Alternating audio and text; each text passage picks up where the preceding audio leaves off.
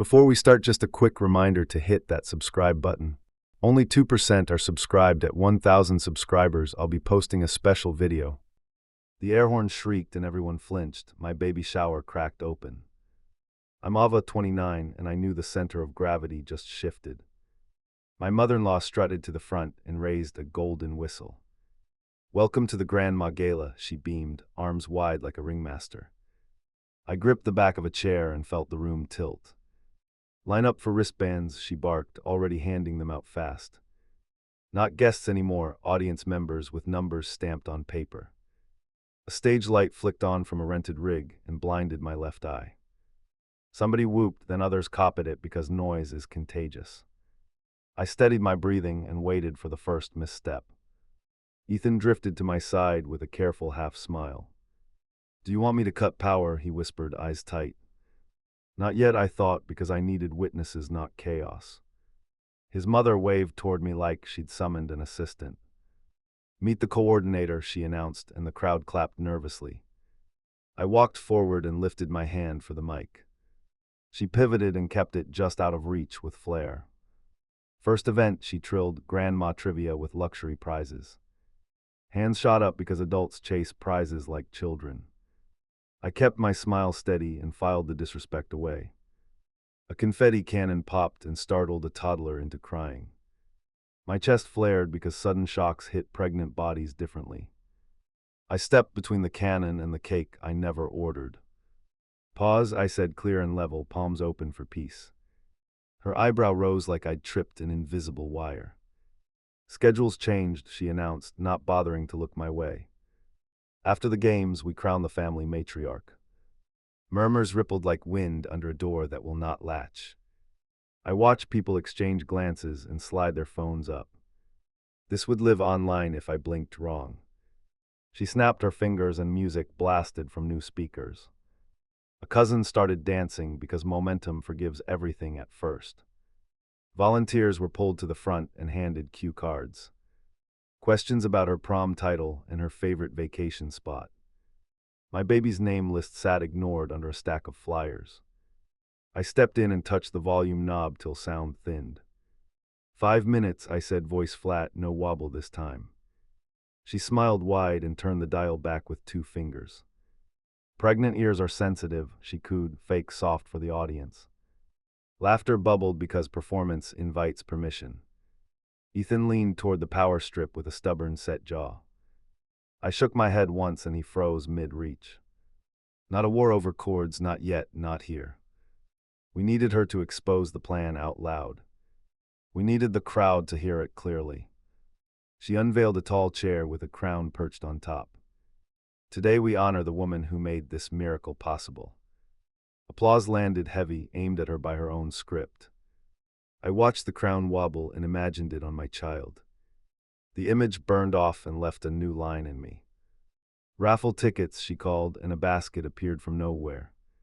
"Winner becomes godmother," she added, casual like offering gum. The room jolted and my best friend went very still. I felt the trap open and the teeth glint. This was not a party anymore, it was a takeover. I moved to the front and stood between her and the basket. "Godparents are our decision," I said, breath calm but clipped. No anger showy, just a boundary set like a locked door. She tilted the mic toward the crowd like a reporter. "Pregnancy nerves," she teased, and a few people chuckled. A server stumbled with trays because the music surged again. Noise pressed on my skull and my patience thinned hard. I held up my ultrasound photo and the closest phones focused. "Hi everyone," I began, and my voice cut the beat. I was done playing along with her spectacle. I killed the music with one thumb on the tablet's stop button. Heads turned like a flock mid-flight, then the room held still. "Eyes up," I said, heartbeat steady though my hands were not. Her smile thinned as if I'd stepped on a hidden tripwire. I kept the tablet close and waited for her counter. "New plan," I told the crowd, breath even and calm. "No raffles, no coronations. We focus on welcoming this kid." Phones rose again because conflict sells better than cake. Behind me chairs scraped and someone muttered, "This is spicy." My mother-in-law lifted a folder and tapped it twice. Participation forms, she announced, waving a stack with practice flair. Signed to qualify for premium gifts and exclusive roles. A cousin reached for a pen before reading the header. I moved closer and scanned the top sheet quickly. It authorized media rights and a $30 donation. Ethan plucked the form from the nearest hand and folded it. "That's not happening," he told her, jaw like a locked hinge. She held her smile and produced a bright poster with a code. "Scan to support the celebration," she trilled to the group. I stepped between her and the Poe. Stir and covered the code. "Money flows through us only," I said, eyes on vendors. "You'll be paid in full if you follow our program." The caterer nodded because invoices care about clarity more than noise. A few guests drifted toward me like swimmers choosing a lane. She noticed the shift and snapped her fingers for attention. "Feature presentation," she declared, pointing toward the entrance with drama. A drumbeat thudded from outside like boots on stairs. Not a recording, live percussion gathering speed in the hallway. I pictured my kid flinching at the first crash. I braced because the door handles had already started rattling. I raised the tablet again and spoke over the rising rhythm. "We're relocating to the side room for quiet activities now." I pointed left and motioned with two clear waves. Anyone who wanted calm followed without waiting for permission. Half the crowd moved in a single uncertain current. She cut them off with a quick sidestep and a laugh. "Leaving forfeits prizes," she called out, voice sharp and bright. My best friend slowed, eyes flicking between me and the drums. The threat worked on 3 people who wavered. I lifted my hand and addressed the tension head on. "There are no prizes worth a panicked baby," I said, steady. Silence clipped the room for a heartbeat like a door latch. Ethan set himself beside me as a clear line. We faced her together and did not blink. The drumline hit the final corner and accelerated. The doors banged open and performers filed in tight formation. Guests cheered because the spectacle was outrageous and sudden. I felt my ribs tighten and counted to 3. I turned the tablet screen toward their later and held firm. "You're booked under my name or hers?" I asked flat. He checked his phone and glanced at me twice. Her hand rose like a flag, daring him to choose. "Payment on completion," he tried, keeping his voice careful. Ethan pointed to the quiet room and then to me. "Perform there gently or pack up and invoice us," he said. They hesitated because money beats applause when stakes shift. 2 drummers peeled away and headed toward the side space. She swallowed her outrage and reached for the mic again. I pulled it first and let the feedback sting. Everyone winced and then locked on me. "This gathering is about a healthy start for our child," I said. "Help us create that or enjoy the refreshments and observe." No lecture, no pleading, just a door with 2 directions. More guests drifted after the drummers like tide following the moon. Her posture hardened as the room tilted toward mine. She tried one more gambit and lifted a velvet envelope. "Special announcement," she called, voice warm and dangerous. I did not bite because bait is bait even when gift wrapped. "Announcements happen after the quiet segment," I answered. She froze as if the script she wrote had vanished. I led the first wave into the next space and checked breathing. Noise dropped to a human level and I felt my shoulders unlock. Ethan squeezed my hand once and scanned the doorway. We were not safe yet because she hates losing ground. I prepared the next move before she found her next stunt. I stood in the doorway and counted heads, then blocked it with my body. She marched toward me with that velvet envelope clutched like evidence. "Step aside," she murmured, smile fixed, nails drumming the paper. Behind her, a cameraman adjusted a shoulder rig and waited. My spine locked because a broadcast would trap us fast. "New activity begins now," I announced, palm up to the room. Quiet notes for the baby, short and kind, then we breathe. Pens moved, chairs scraped closer, the hum leveled. She laughed once and flicked her wrist toward the hallway. 2 ushers in matching shirts started wheeling something heavy in. A funnel-shaped launcher cleared the threshold and made my stomach seize. Not confetti, I thought. Pressure devices never end softly around infants. "Reveal moment," she called, eyes glittering with borrowed authority. Ethan stepped between the cart and the floor line. "No blasts around a pregnant woman," he warned, jaw tight. She pivoted to the cameraman and lifted 3 fingers. "Going live in 3, 2, her voice rode the beat. I raised the ultrasound photo high enough for every lens. "This is a private milestone," I said, steady and slow. "Record with our approval or pack it up." The cameraman paused, then lowered the rig an inch. "Money decides most courage." He glanced toward her for direction. She produced a clipboard and shoved it toward me hard. "Sign the release," she chirped, chin lifted like a verdict. I took it and read the fine lines out loud. "Exclusive rights, monetization permitted, edits at organizer's sole discretion." Gasps flickered, someone muttered nope under their breath. I tore the signature page off and set it down. "Not binding," I said, meeting her stare without blinking. "Not today, not with HR child involved." She tried a different angle and waved at the launcher. "It's just smoke," she cooed, "sugar sweet for the lurkers." The tech adjusted a dial and avoided my gaze. "Is there scent?" I asked, short and clear for liability. He nodded once and tightened a valve. I turned to the guests and lifted my hands. "We keep the air clean for my body and the baby."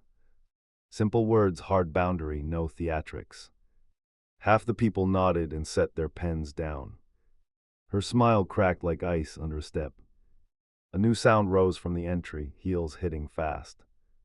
A venue manager appeared with a walkie pressed to her ear. "Which one of you requested the sprinkler test?" she asked. All eyes swung to my mother-in-law and held. I did not speak, silence can point like a blade. The manager scanned the launcher and folded her arms. "Nothing pressurized without clearance," she stated, voice flat and final. The ushers stalled and retreated a single wheel turn. My mother-in-law lifted the envelope again as if blessed. "Approved by the original reservation holder," she declared for the crowd. I felt the floor shift under a simpler truth. Original reservation holder, not me, not us anymore. Ethan's mouth opened, then closed around a swallowed curse. My best friend caught my eye and tapped her phone. "Check your email," she mouthed, thumb hovering over a subject line. I kept my face neutral and lifted the ultrasound again. "We continue with letters," I said, voice calm as stone. "Anyone needing spectacle can head back to the main room." Chairs creaked, people chose, the room divided cleanly. She watched the split and recalculated on the spot. She moved to the manager and spoke in a hush. I watched the jawline, the nods, the impatient little sighs. The manager held up a palm like a stop sign. "Owner says no broadcast without the host's written authorization," she said. The cameraman began coiling his cable with slow regret. Her eyes cut back to me sharp as a thrown key. "Fine," she smiled, too bright, teeth tight at the corners. "We pivot to the naming ceremony," she announced to anyone listening. Ethan stepped closer until our shoulders touched and steadied me. She snapped her fingers and a podium appeared on a dolly. A volunteer carried a bowl filled with slips of paper. Not a raffle, I realized. This would crown a godparent by chance. "Draw now," she ordered, thrusting the bowl toward the nearest hand. I crossed the space and covered the rim with my palm. "Our guardians will be chosen by us," I said, low and firm. She leaned in so only I could hear the next shot. "You're emotional," she whispered, eyes cold behind the shine. "Let me steer before you ruin your own party." I smiled without joy because the line had finally revealed itself. "Watch me steer," I answered and turned to the group. "Letters first," I called and pointed to the table. "Write one sentence of hope for this child, then pass it." People started moving again because direction eases awkward bodies. Papers filled with quick thoughts and real names at the bottom. Momentum shifted and I felt it land in my hands. She gave the launcher one last longing glance and exhaled.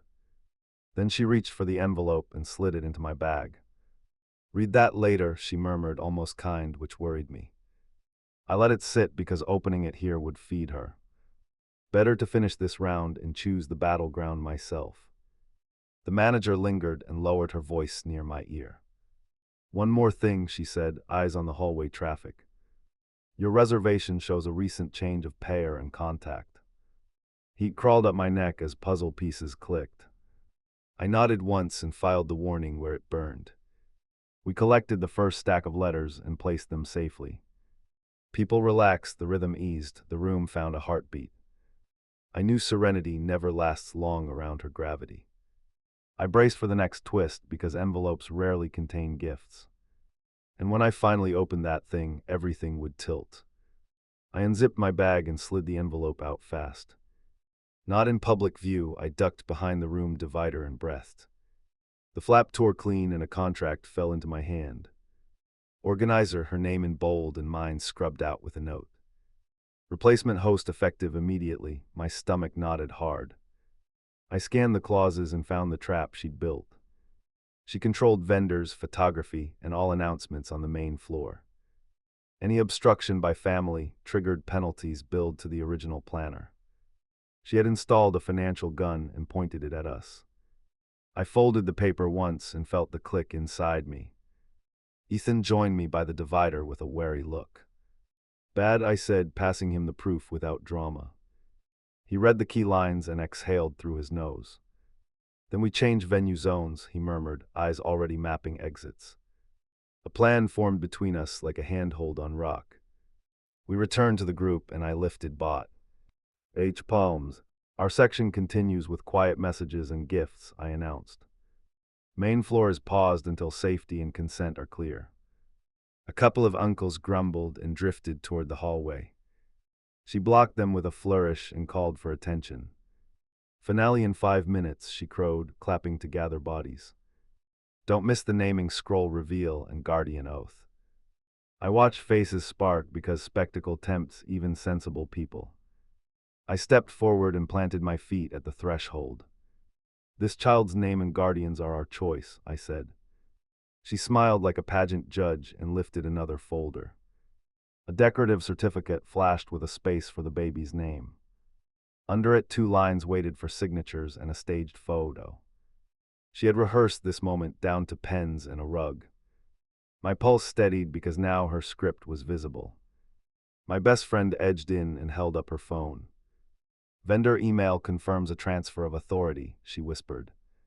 She scrolled to a line about billing consent and event control. There it was, authorization stamped with a fresh timestamp. I turned the screen toward the venue manager at the door. The manager's eyes cooled and her jaw tightened. Did you authorize this takeover? She asked my mother-in-law. A shrug, a polished laugh, a step sideways. I organized an upgrade, she purred, hands open like an offer. The manager didn't blink and radioed for the owner. I faced the guests and counted to 4. Please keep writing messages while we sort legal issues, I said. Calm words only work when backed by spine and proof. I raised the contract high enough for the front row. Murmurs started, first doubt, then recognition, then anger. She saw the tide shift and went for shock value. Cue the reveal, she snapped toward the corridor with sharp fingers. A banner started to unfurl above the main platform. I caught a glimpse of letters forming the baby's first name.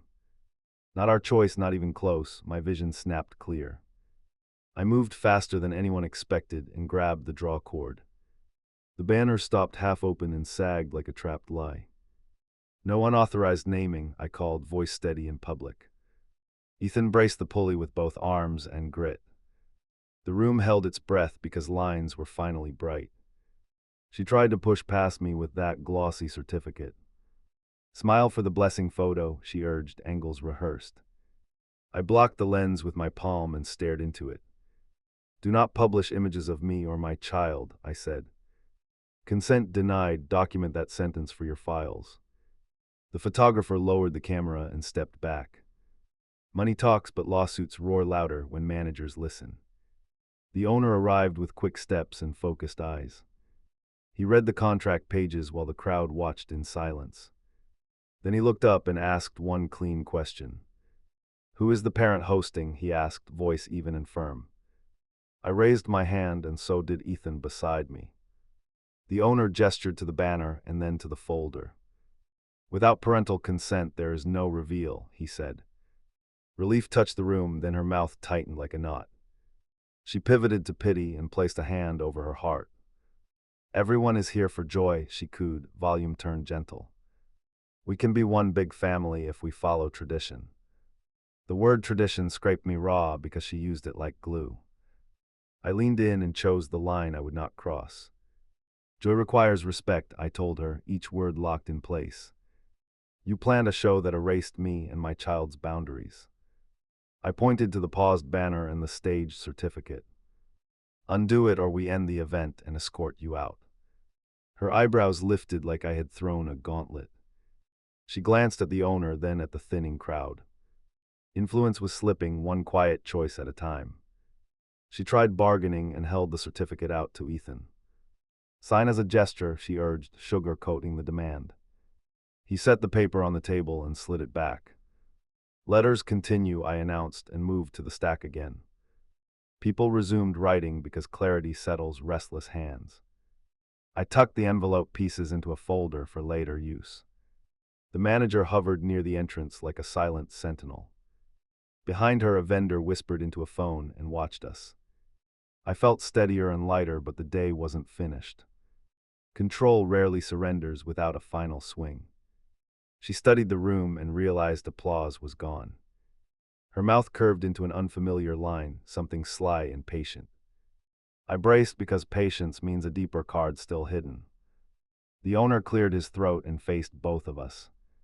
Either we proceed under the parents' program or we shut down, he said. He waited 2 beats for any protest or tantrum. None came. She folded the certificate and hid it under her arm. She smiled again, and I knew that smile meant trouble later. She waved 2 fingers and a robed officiant stepped through the doorway. He carried a booklet and a wireless mic already powered on. Family blessing begins now, she announced, voice bright like a bell. I moved into his path and lifted my palm, steady and high. We don't consent to any ceremony today, do you hear that? The officiant faltered and glanced from her to me. This requires parental approval, I said, nodding toward the owner. He lowered the mic an inch and studied my face. Without written agreement I cannot proceed, he answered, tone careful. She stiffened, then smiled too wide for what she'd lost. Her phone flashed and a chime rippled across the room. Live vote for baby names, she chirped, thrusting the screen up. Notifications pinged on wrists and laps like falling hail. People stared as options climbed a trending list fast. My chest tightened because strangers were steering our future. Please silence devices in this space, I called, voice crisp. Respect our boundary or step out and vote outside. Some screens went dark, others hovered in guilty limbo. I opened a new message and typed a statement quickly. Recording or polling equals removal. Confirm with the venue.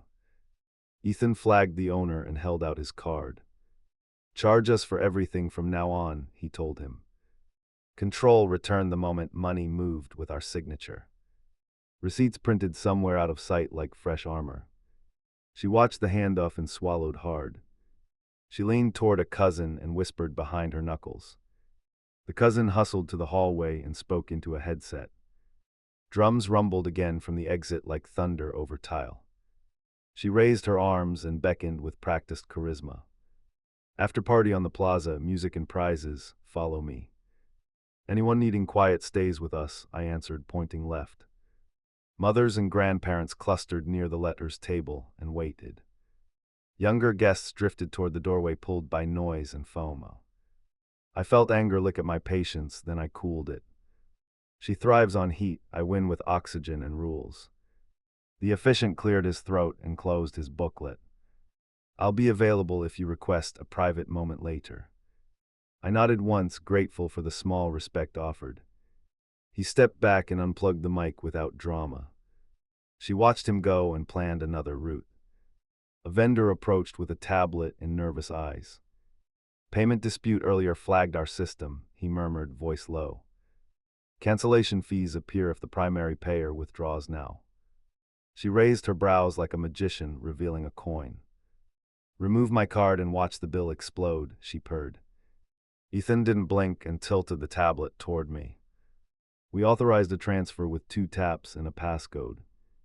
Charge our account and lock prices at booking, I said.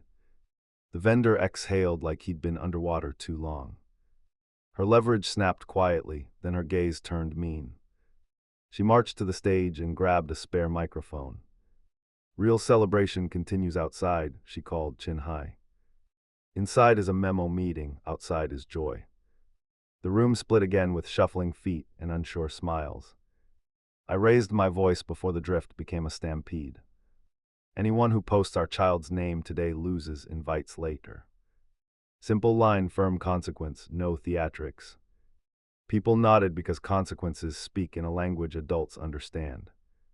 A few phones went face down and stayed still. Her lips pressed thin enough to whiten at the edges.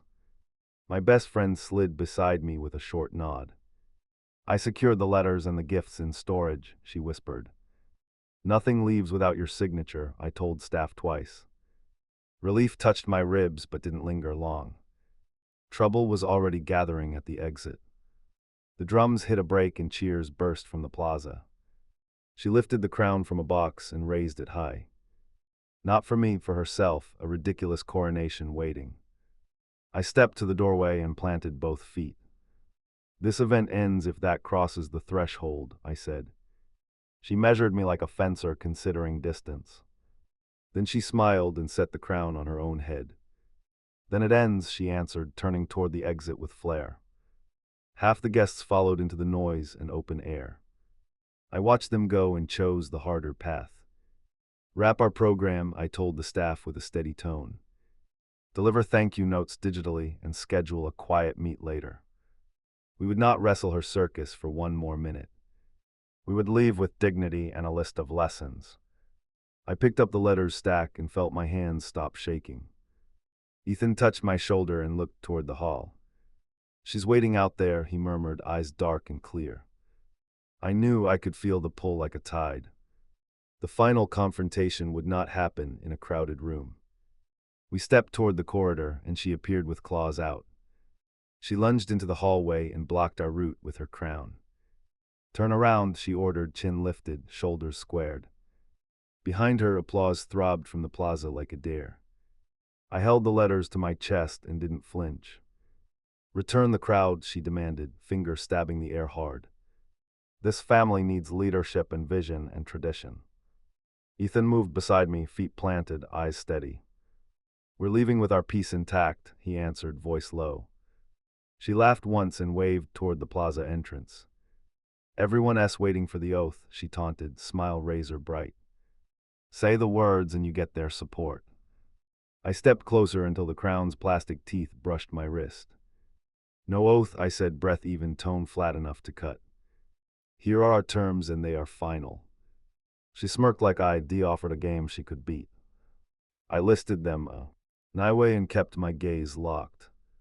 No announcements without approval, no surprise guests, no cameras.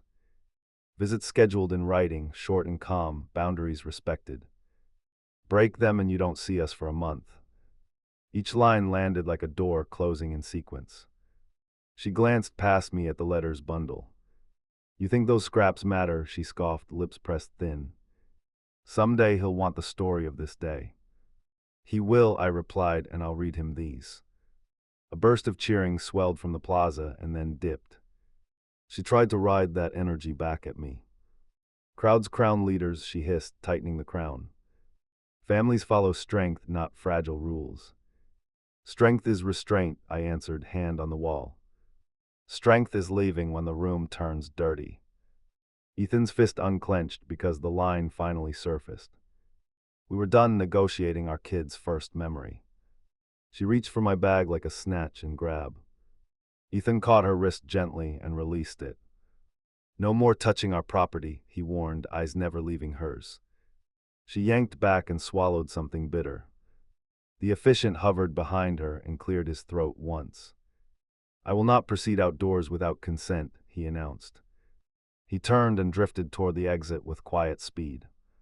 The plaza noise faltered as some noticed him retreat. Her attention whipped to me with fresh calculation. "Fine," she said, voice almost soft, palms spreading. "Let's at least agree on a middle ground." The softness rang hollow and I didn't move. "You had your spectacle," I said, still steady, still present. "We run our lives from now on. Choose it or lose access for a while. I let the words settle like dust that wouldn't lift. She didn't blink, she reached for the crown and lifted it off. Compromise, she proposed, eyes scanning for weak spots. You thank everyone outside, and I unveiled the name banner. No, I answered, and the corridor went quiet. The venue owner stepped into view with security in tow. Decision time, he announced, badge clipped, stance neutral. Continue under the parents' plan or end the booking. Her mouth twitched at the word parents like it burned. I turned to him and nodded once. We're closing our portion and settling the account. Please clear her stage setup from the main room. He radioed, then pointed down the hall toward his office. She shot out her final card with a tight smile. I'll host the after-party across the street, she declared. Everyone loves my events and they'll follow me. Go, I said, just leave our child out of it. For a heartbeat she looked startled, almost young, almost unsure. Then the mask slid back and she spun on her heel. Enjoy your memo meeting, she tossed over her shoulder. She strode toward the plaza with a loyal knot behind her. We turned the other direction and entered the office. The owner closed the door and pulled up the ledger. Ethan handled charges while I placed the letters carefully. I felt a new steadiness hum through my bones. My phone buzzed with a string of texts from relatives. Some apologized with awkward humor and unfinished sentences. Some begged for a peek at the name. I muted everything and breathed until my hands stopped buzzing. A brisk knock, then my best friend slipped inside with a box. Secured gifts in the guest book, she announced, shoulders relaxing. Staff is clearing the stage gear now. She studied my face and waited for the verdict. We're done here, I said, and the words tasted plain. Small regroup at our place tomorrow afternoon. No posts, no spoilers, just tea and quiet. She smiled with a relief that mirrored my own. We stepped back into the corridor and headed out. Security peeled off to redirect a drifting knot of spectators. The plaza crowd had thinned to a noisy fringe. I kept walking because distance was medicine. At the curb, she appeared again with a forced grin. Final chance, she called, arms lifted like a conductor. Come claim your blessing and your family. Ethan looked at me and waited for my cue. I faced her from the curb with the street between us. You want family, I said, voice plain as nails. Family starts with respect or it doesn't start. Her jaw worked, then set like concrete. She gestured at the few stragglers and tried one last spin. They will remember who celebrated and who sulked. Maybe, I answered, turning my shoulders toward the car. But my kid will remember who protected him. She didn't follow, she watched us unlock the doors. A drum thudded once from the plaza and then stopped. Ethan started the engine and checked my face. I nodded and we pulled away without ceremony. Silence filled the car like a balm that worked. My chest unclenched 2 notches and my vision steadied. I rested the letters on my lap and traced one edge. I felt something new take root and hold. At the first red light, Ethan spoke into the hush. We set the rules today, his vow. I was sure. We keep them tomorrow and every day after.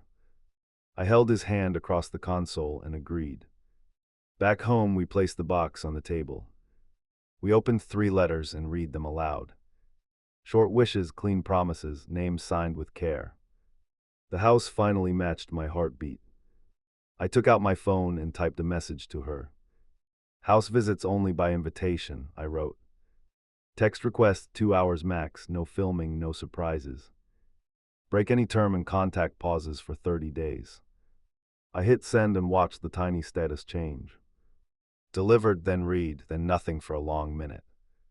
When her reply arrived, it was short and sharp.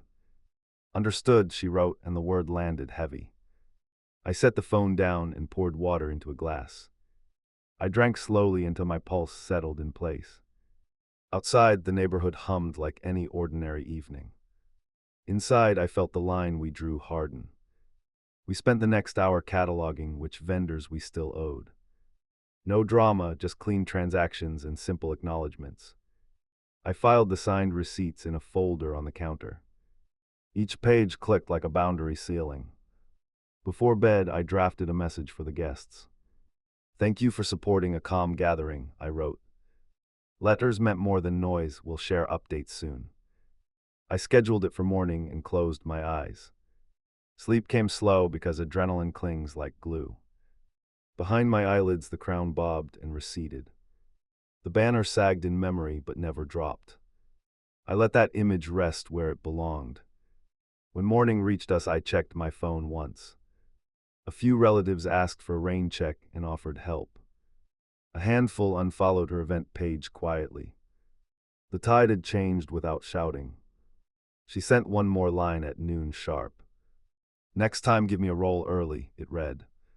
I typed back carefully and left no gaps. "You earn rolls by honoring rules. Start there." No fireworks followed, and that was the point. Peace is not flashy, but it is powerful. We framed one letter and placed it near the door. A reminder that our home is ours. Weeks later, she came by with a small bag. She waited on the porch until I opened the door. "Timer is set for 90 minutes, I told her. She nodded and stepped inside without a crown. We sat with tea and spoke in measured beats. She asked about appointments and listened without steering. I watched her hands, no gestures toward my phone. Respect appeared in action, which is where it counts. When the timer chimed, she stood and thanked me. No speeches, no stunts, just a real goodbye. At the threshold, she paused and met my eyes.